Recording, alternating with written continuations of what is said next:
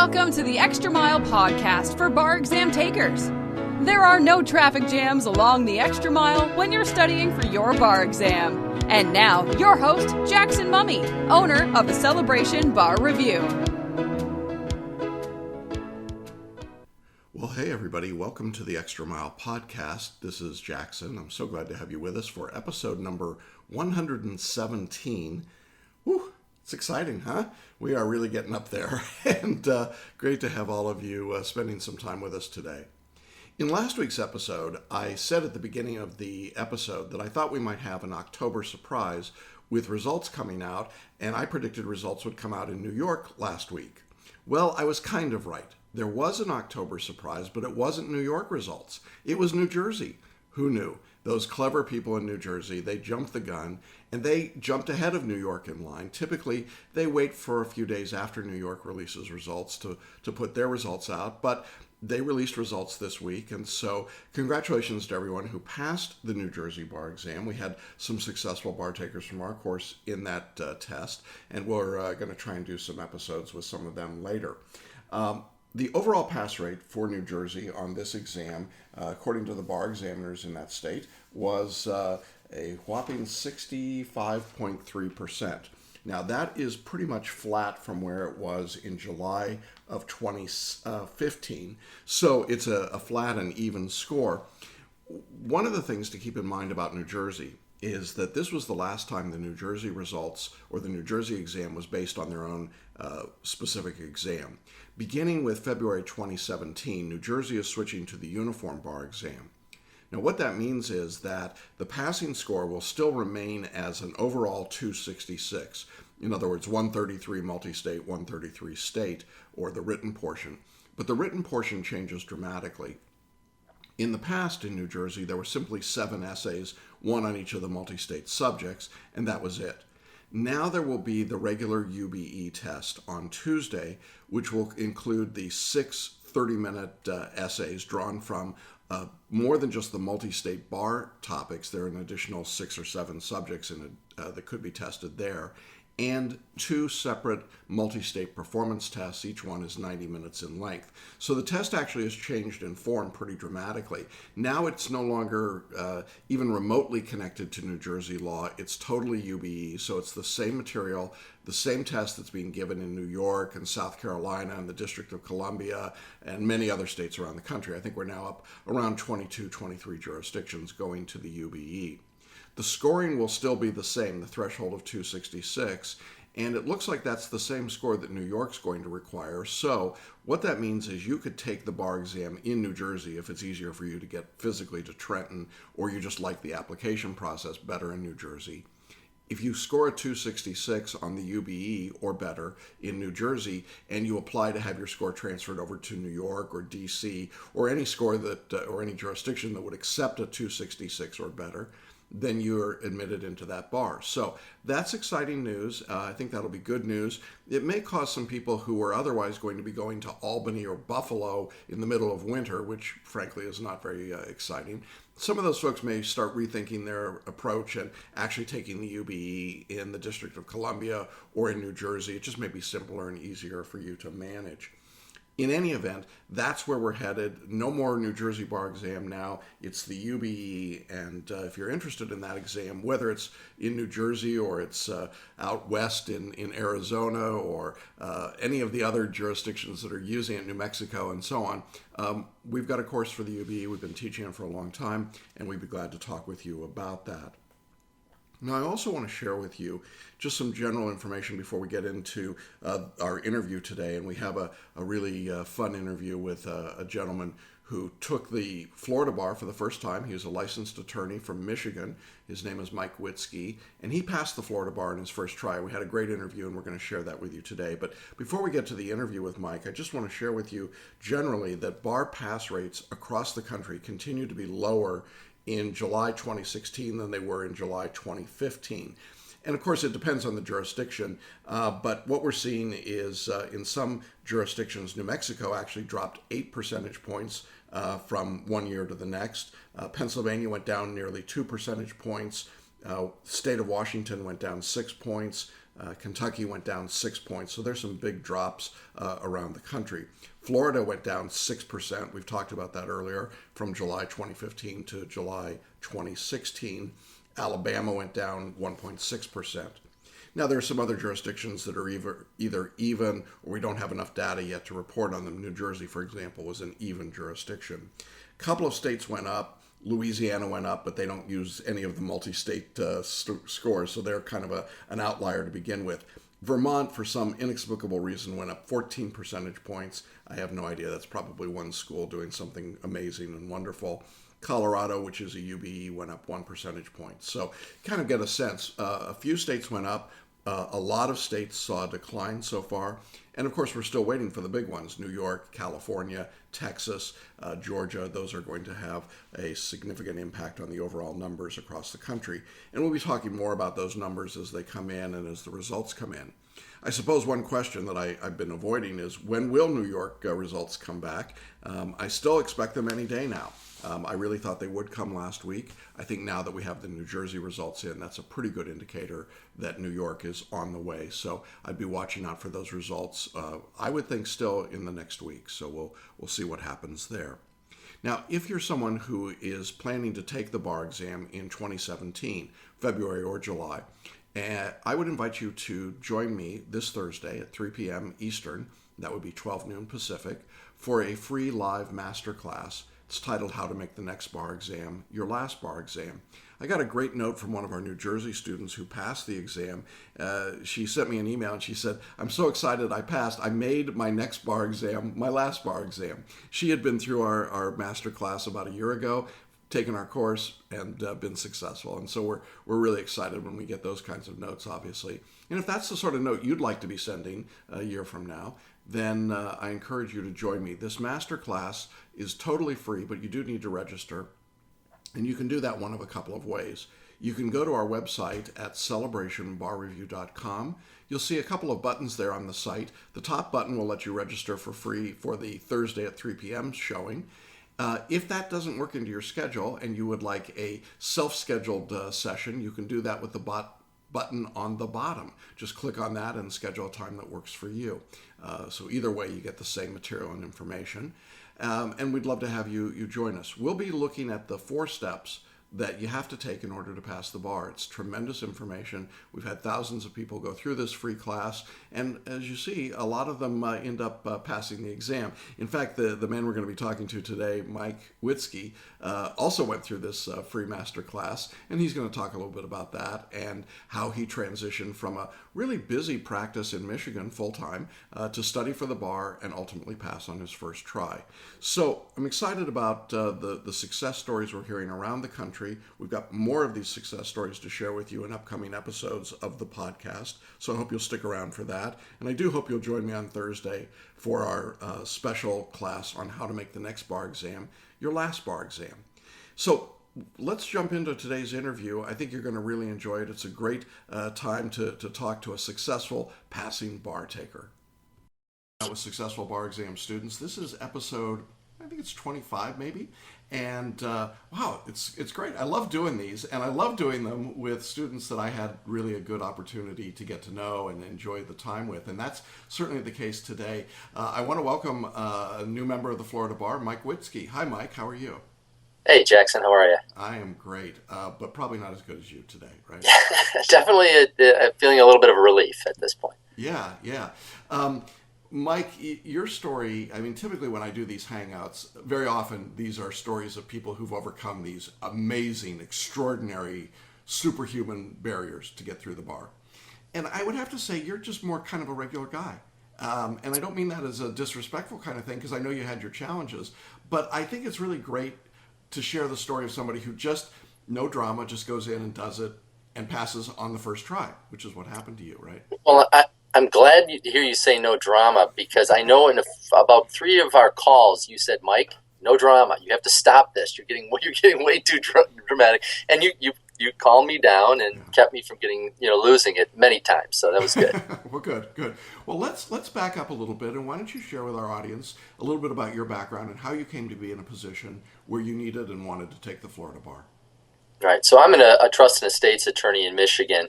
Have been practicing now for about 27 years. And when I say that, I can't believe it. But I went back and actually checked the diploma as to when I graduated. So it had been 27 years since I had taken a bar exam, since I had looked at con law or Civ Pro. But a number of my clients spend about half the year in Florida. I recently, 2 years ago, joined a new firm that has 2 offices in Florida. We don't really have a strong trust and estates practice down there.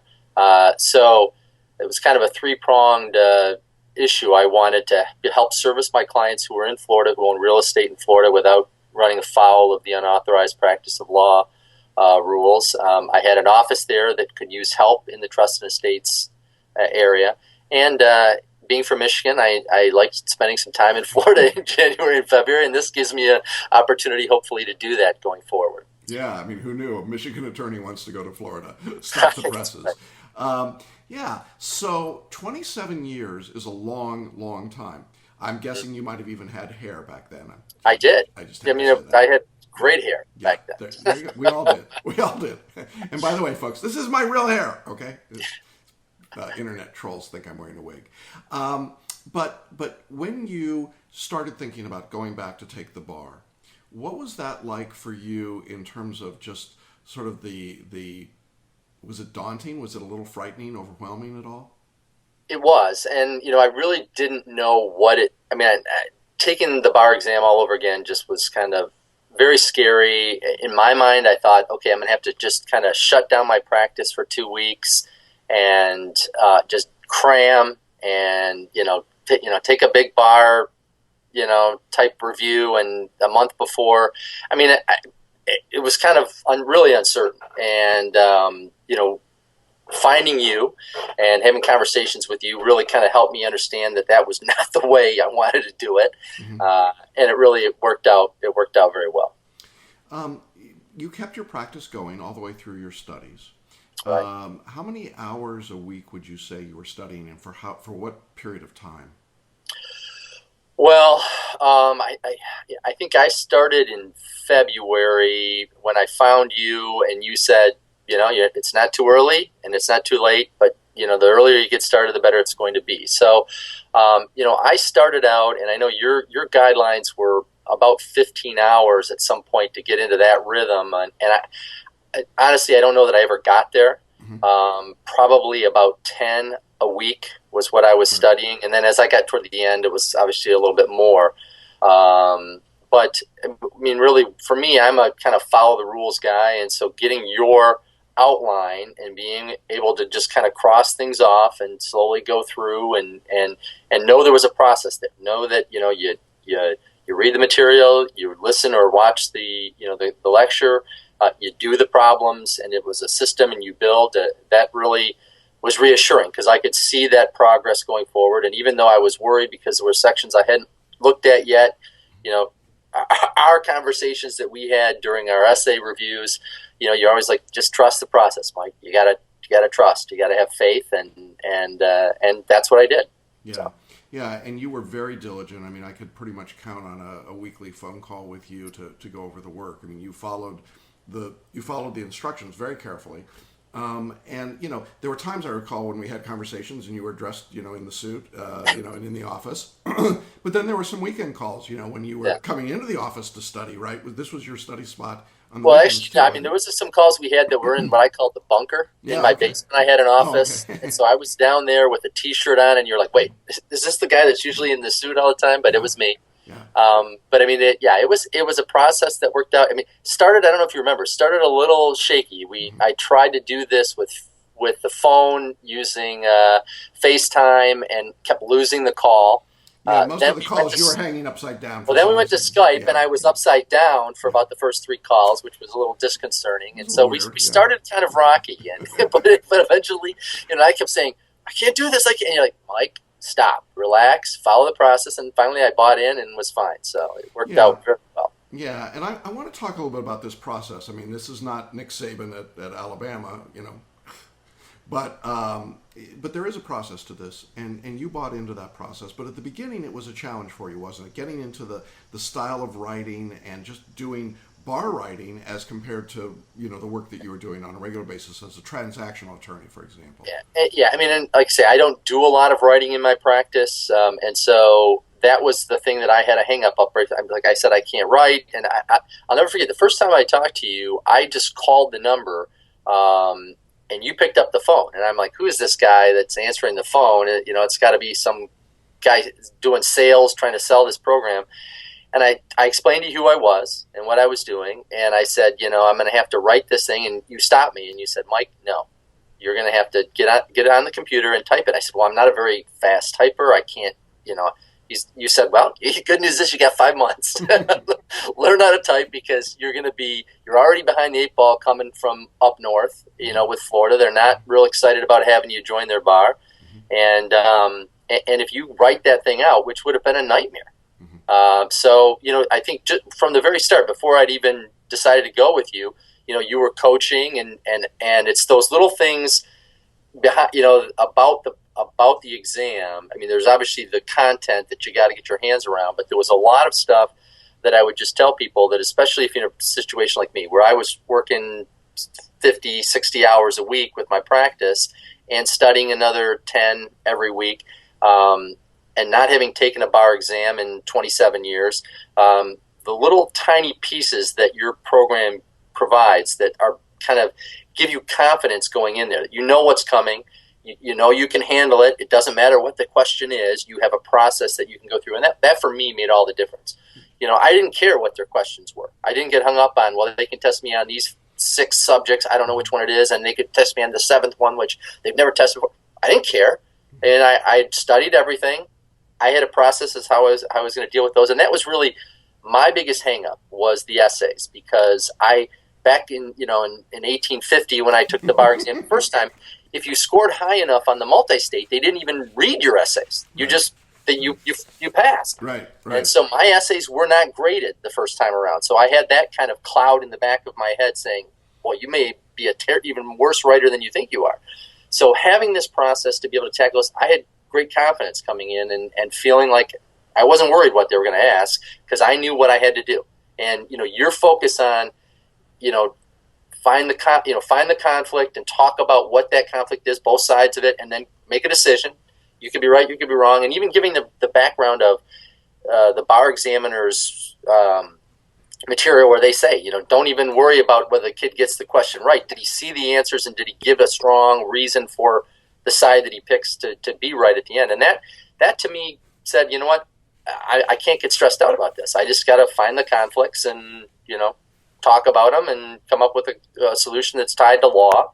And that was very, very effective in getting me through that.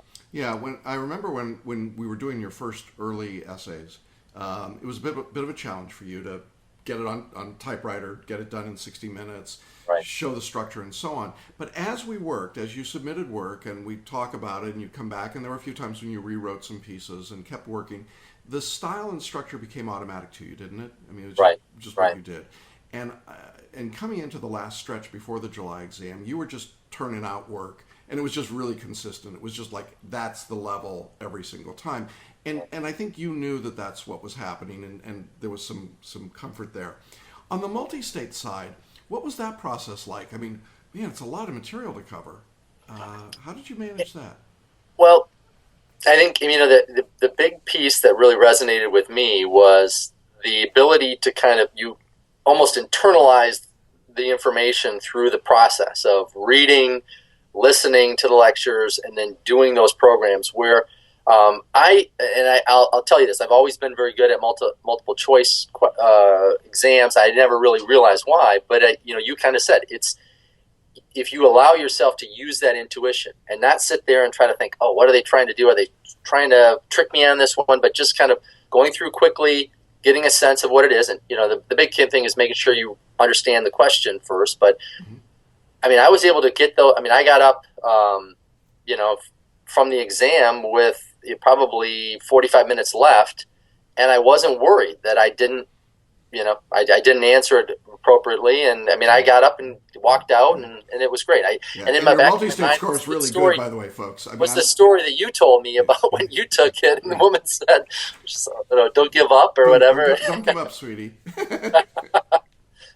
So. I'm done, lady. What do you want me to tell you? Yeah, and I mean, and your multi-state scores were good, and your Florida scores were good too. I mean, you didn't just squeak through; you passed really easily. Your family, what did they think about all of this? Well, my wife, luckily, she watched the video to a spouse that you have as part of the program. And she was very supportive. I mean, I tell you what, there was a lot of events in that 4 or 5 months that I just kind of was, I can't go, I can't do it. There was a lot of nights where we were invited to go drink wine when I knew the next morning I would have to be, cranking. And so I feel, that, she was great. My wife was very supportive. I have 3 boys, only one of whom is still at home.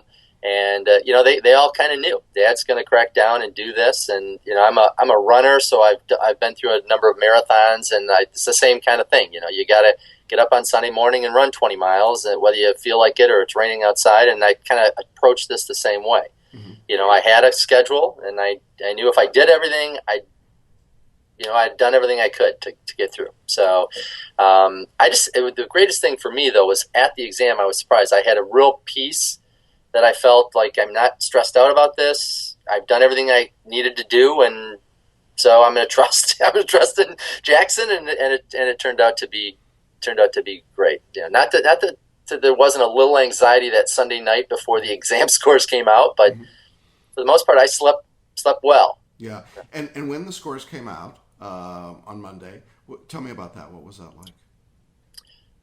Well, it's I was following the Florida Bar on Twitter, which and I had I got in That's at about an 8 o'clock. Isn't it? Yeah. Got in at 8 o'clock. Pulled up the Florida Bar page, and it didn't have anything. And then I got the tweet that the exam results were out, and I was like, went to the page, they weren't there. Refreshed the page, boom, they were there.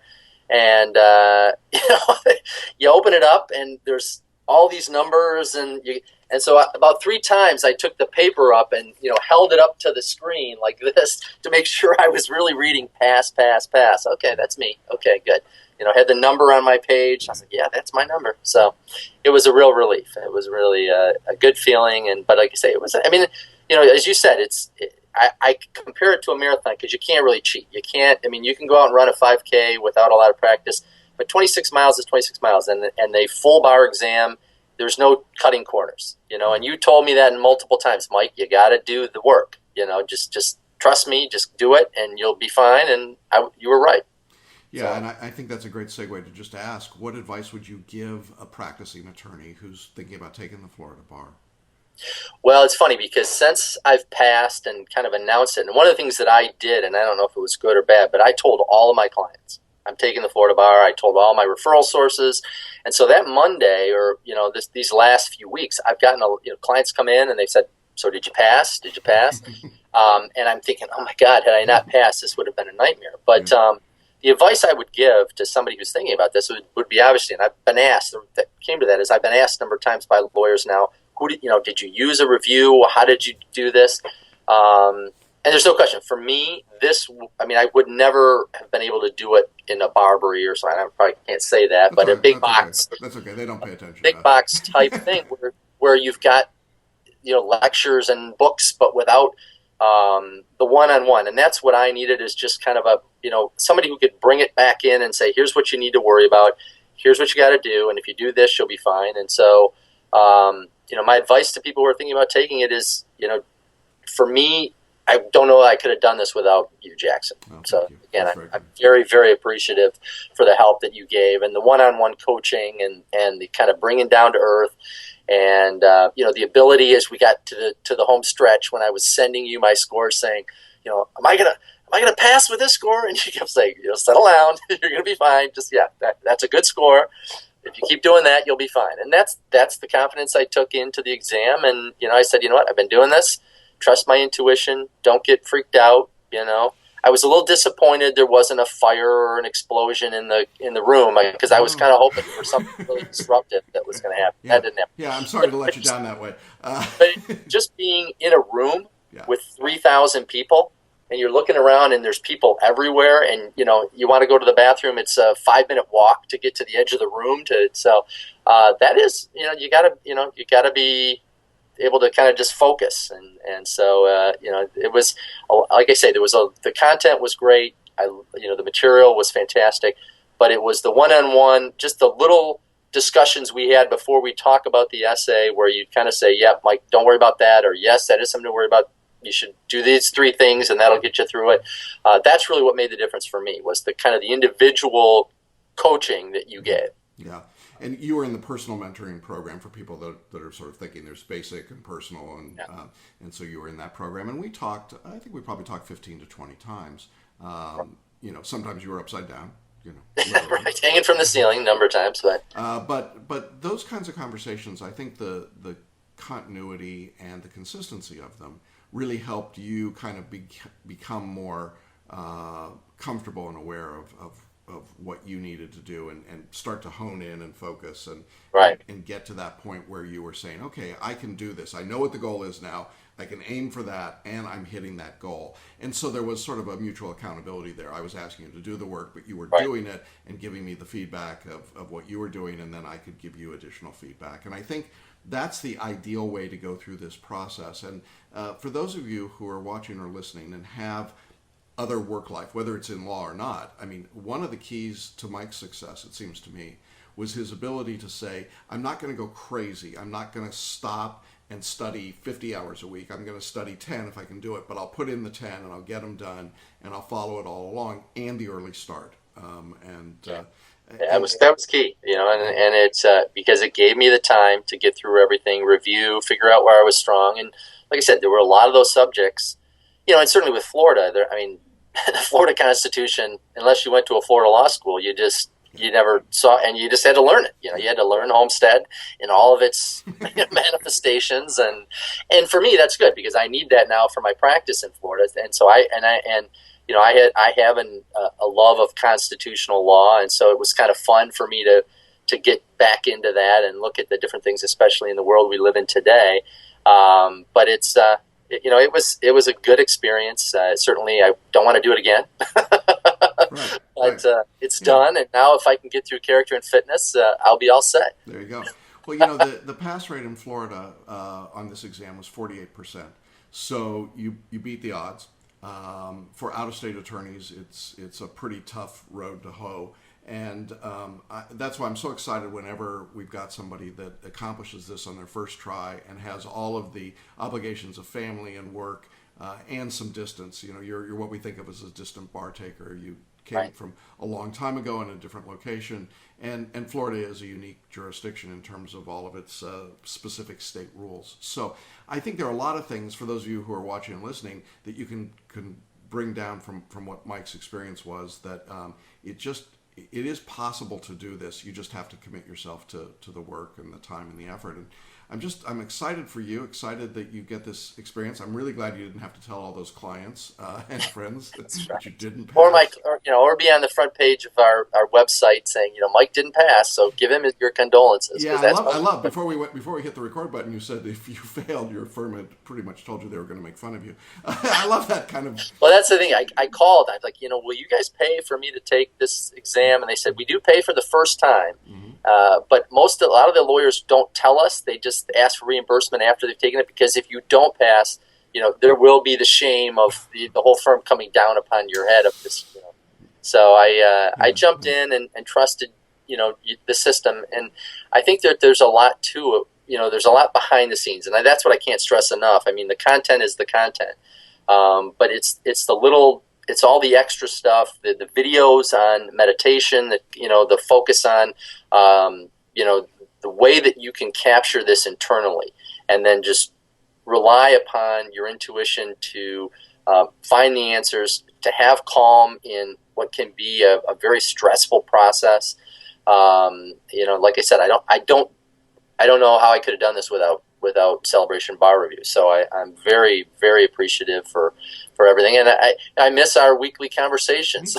Me too. I don't get a chance to make fun of your bald head.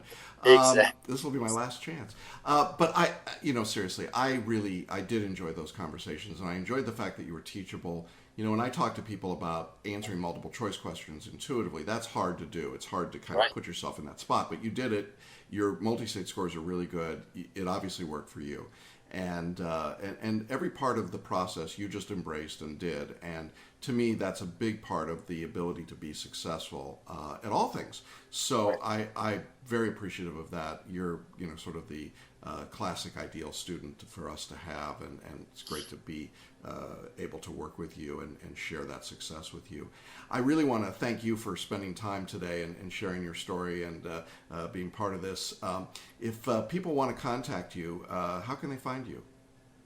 Well, I don't know. I mean, certainly they can email me. That would be fine. And I don't know if you want me to say my email address is probably difficult with my name, but I'm sure you can probably put a little blurb or something. I'd be glad to hear from folks and share additional information. But certainly somebody who's, as you said, a distant bar taker, someone who hasn't got into this, who's got a practice, or who's got a life that's taking up a lot of their time, and I think this is a system that works. Clearly, it worked for me, and I'd be glad to answer any questions that folks have about the process. Well, great. Well, thanks, Mike. It's been great talking to you. Congratulations again from all of us. We're very excited for you, and it's a great accomplishment for anybody to get, and you've just done a spectacular job with this. And so I want to say thanks to all of you for watching and listening, and we'll be back again soon for the next episode in these Hangouts with Successful Students. And so for now, well, that's our episode for today. Thanks so much for joining me and for being part of the Extra Mile podcast for bar exam takers. Now, if you'd like to catch up on prior episodes or check out the show notes, you can do that by going to our webpage at celebrationbarreview.com. Click on the link at the top of the page for podcasts, and there you'll find all of our previous episodes as well as the show notes. You can also subscribe to the podcast from that site, or you can go to iTunes and subscribe there. Just type in the Extra Mile podcast for bar exam takers, and you can subscribe and be part of the podcast series. And we would love to have you do that. While you're on the iTunes site, we would also really appreciate you giving us a quick, honest rating and review. That feedback is really useful to me as I prepare these episodes. It only takes about 30 seconds, so I hope you'll do that. Just type in the name of the podcast and give us your rating and review. Again, if you've got any questions or you'd like to know anything else about Celebration Bar Review or the courses that we offer, visit our website, or I invite you to contact us. My email is jackson@celebrationbarreview.com, and I look forward to hearing from you and to seeing you along the extra mile very shortly. See you on the pass list. Bye-bye. Thanks for listening to the Extra Mile podcast for bar exam takers at www.celebrationbarreview.com.